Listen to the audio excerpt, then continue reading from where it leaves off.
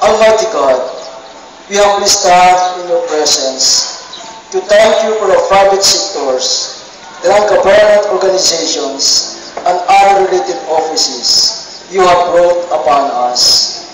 Through them, you have shown that problems are not without their gifts.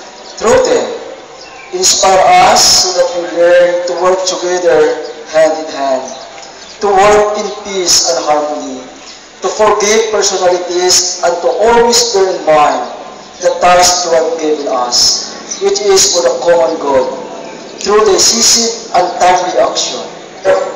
Give us the wisdom to discern your will for our people, the courage and the strength to carry it out, and the patience and the fortitude to face all obstacles and difficulties.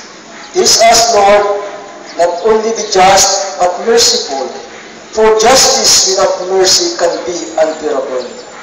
Open our eyes that we may see the injustices that afflict our people.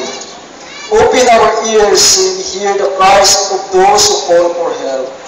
Open our hearts so that we identify ourselves with the poor and the weak. Open our minds so we see clearly what we can and must do. Lord,